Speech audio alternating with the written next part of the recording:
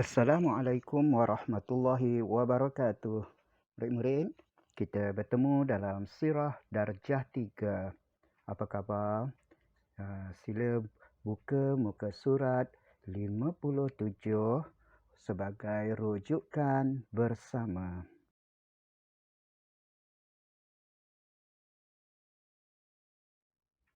Murid-murid yang dikasihi, hari ini kita terus kepada tajuk tindakan kafir Quraisy terhadap Nabi Muhammad sallallahu alaihi wasallam dan pengikut baginda.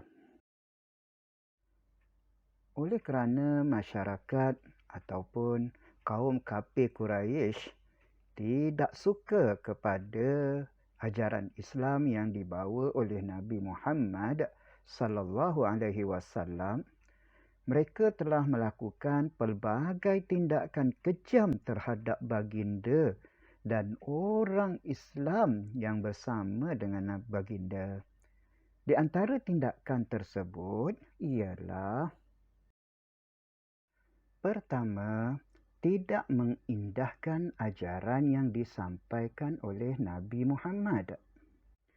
Kedua, mereka menyekat usaha yang dijalankan oleh Nabi Muhammad sallallahu alaihi wasallam.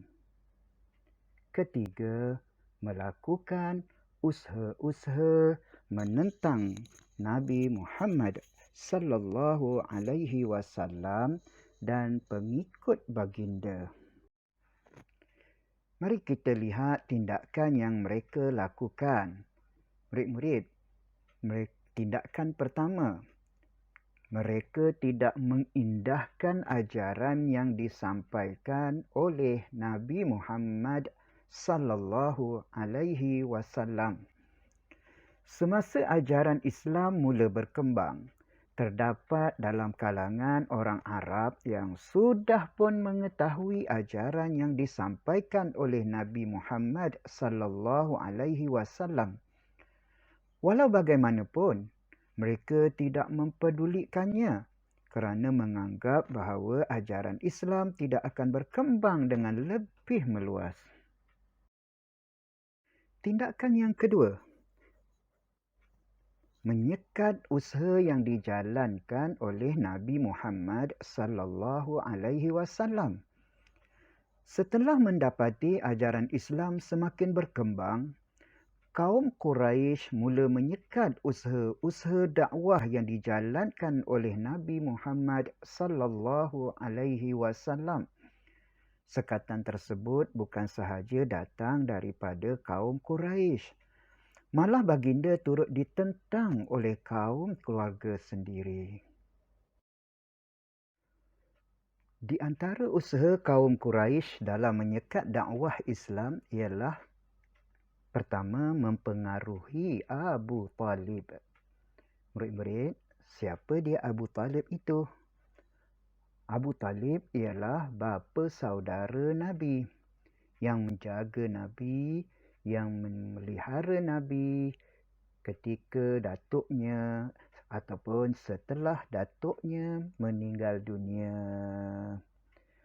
Abu Talib diminta untuk memujuk Nabi Muhammad sallallahu alaihi wasallam supaya menghentikan usaha yang dianggap menghina tuhan-tuhan mereka.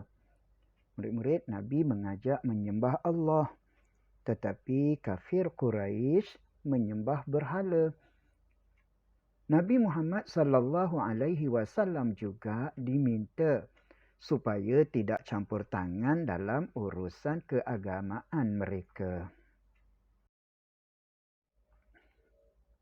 Setelah mereka gagal memujuk Abu Talib, mereka melakukan usaha seterusnya, iaitu membuat tuduhan terhadap Nabi Muhammad sallallahu alaihi wasallam. Kaum Quraisy menuduh Nabi Muhammad sallallahu alaihi wasallam sebagai ahli sihir, pendusta dan pemutus hubungan persaudaraan. Mereka sengaja berbuat demikian dengan harapan agar masyarakat akan menjauhkan diri daripada Nabi Muhammad sallallahu alaihi wasallam. Seterusnya tindakan yang ketiga, mereka melakukan usaha-usaha menentang Nabi Muhammad sallallahu alaihi wasallam dan pengikut baginda. Murid-murid setelah mendapati usaha-usaha menyekat dakwah Islam yang dibuat tidak berjaya, maka kaum kafir Quraisy mula menentang secara keras. Kita lihat apakah bentuk-bentuk penentangan yang dijalankan.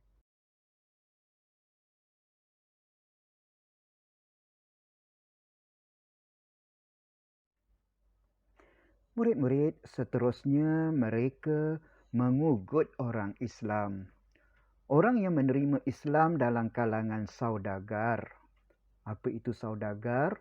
Iaitu orang ahli perniagaan yang kaya. Diugut bahawa hasil dagangan mereka tidak dapat dijual dan harta benda mereka akan dirampas. Golongan yang menerima Islam dalam kalangan orang yang tidak berpengaruh pula dipukul dan dijadikan musuh. Murid-murid seterusnya mereka mencabar Nabi Muhammad sallallahu alaihi wasallam untuk melakukan perkara yang tidak mampu dilakukan oleh manusia biasa. Kaum Arab jahiliah sengaja meminta Nabi Muhammad sallallahu alaihi wasallam melakukan perkara-perkara seperti berikut. Yang pertama, menukarkan Bukit Safa menjadi emas. Hebat tu murid-murid. Sebuah bukit disuruh tukarkan supaya menjadi emas. Yang kedua, meminta Nabi menghidupkan orang yang sudah mati. Mereka mencabar, kalau betul kamu Rasul, okey, buat perkara ini. Dan yang ketiga, meratakan bukit di sekeliling kota Mekah dan menjadikannya kawasan yang mempunyai sungai untuk bercucuk tanam. Murid-murid, walaupun Nabi dibekalkan dengan mukjizat, tetapi Nabi tak nak melayan karenah orang-orang Arab jahiliah ini. Lihatlah murid-murid, mereka mengatakan Nabi ahli sihir. Jadi mereka tidak berpuas hati. Ada saja alasan yang mereka timbulkan untuk tidak mahu mengikut ajaran Islam. Murid-murid, mereka juga bertindak zalim dengan menyiksa golongan hamba. Tujuan mereka menyiksa golongan hamba ialah supaya golongan ini kembali kepada agama asal. Di antara mereka yang disiksa ialah Bilal bin Rabah. Murid-murid, Bilal bin Rabah merupakan seorang hamba yang telah memeluk Islam dan disiksa oleh penghulunya ataupun tuan dia. Kemudian keluarga Ammar bin Yasir. Keluarga Ammar bin Yasir. Sekeluarga murid-murid mereka disiksa. Dan lain-lain lagi. Mereka diikat, dijemur, dihempit dengan batu, disula dan dipukul. Namun murid-murid, mereka tetap beriman kepada Allah Subhanahu wa taala. Contohnya Bilal bin Rabah, mulutnya menyebut Ahad, Ahad, Ahad. Maksudnya Allah Maha Esa, Allah yang Esa, Allah yang Esa. Seterusnya mereka memulaukan Bani Hashim dan Bani Abdul Muttalib. Murid-murid, Bani Hashim dan Bani Abdul Muttalib ini ialah keturunan ataupun kepuak Nabi Muhammad sallallahu alaihi wasallam. Berapa mereka memulau? Pemulauan ke atas Bani Hashim dan Bani Abdul Muttalib bertujuan supaya Nabi Muhammad dapat diserahkan untuk dibunuh. Mereka telah dipulaukan selama 3 tahun. Semasa dipulaukan, kaum Quraisy tidak dibenarkan menjalinkan hubungan serta menjalankan sebarang urusan dengan Bani Hashim dan Bani Abdul Muttalib. Sepanjang tempoh tersebut, mereka tidak mendapat makanan. Ini kerana kaum Quraisy menghalang segala urusan jual beli dan pertukaran barang. Murid-murid, walau apa pun tindakan yang dilakukan oleh kaum kafir Quraisy, namun tidak melemahkan semangat Nabi Muhammad sallallahu alaihi wasallam. Begitu juga dengan para muslim ketika itu.